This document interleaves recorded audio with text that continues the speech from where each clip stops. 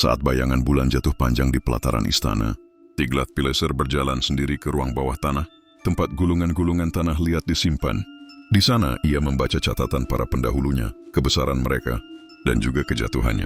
Raja yang tidak tahu kapan akan runtuh, gumamnya pelan, adalah raja yang paling cepat jatuh. Bab 6, langkah terakhir sang singa.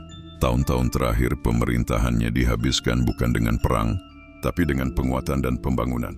Ia memerintahkan pembangunan kembali kuil-kuil kuno di Ninive dan memperluas sistem kanal di dekat Sungai Zab. Ia menjadikan kota-kota besar seperti Arpad dan Hamath sebagai pusat ekonomi baru, menciptakan sistem pajak yang efisien dan birokrasi yang rapi.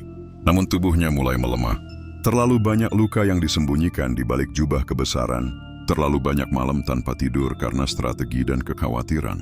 Setiap malam ia mengadakan pertemuan tertutup dengan jenderal-jenderalnya. Di antara mereka ada satu wajah muda yang paling ia percayai, putranya, Ululayu, yang kelak naik tahta sebagai Shalmaneser-V. Di tengah malam yang senyap, Tiglath-Pileser berkata pada putranya, "Wahai anakku, ingatlah, kekaisaran bukan dibangun oleh perang semata, tapi oleh ketakutan yang dijaga dengan keadilan, dan keadilan yang ditegakkan dengan tangan besi." Putranya mengangguk. Tapi waktu berjalan tanpa belas kasih. Bab 7, kematian di tengah keheningan.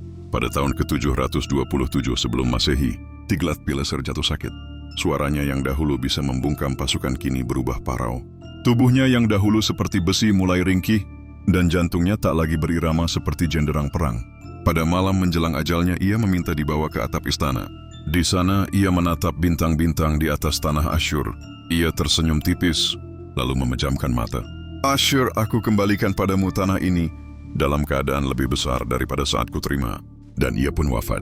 Seluruh Asyur berkabung, dari Nimrud hingga Babilonia, dari perbatasan Anatolia hingga dataran tinggi Elam.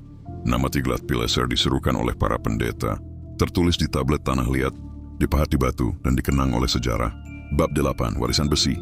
Warisan Tiglath-Pileser terperi lebih dari sekadar wilayah atau kemegahan.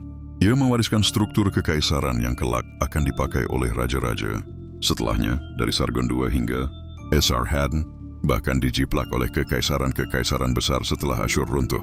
Ia menunjukkan bahwa penaklukan harus diikuti dengan pengaturan, bahwa kekuasaan sejati adalah menjaga keteraturan di tengah keberagaman, dan bahwa takdir bangsa ditulis oleh mereka yang berani mengambilnya dengan tangan sendiri.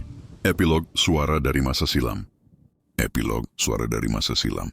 Hari ini di tengah hamparan gurun Irak Utara, angin masih meniupkan debu kuning ke puing-puing batu bata yang hancur di kalau ibu kota kekaisaran. Asyur yang pernah berdiri megah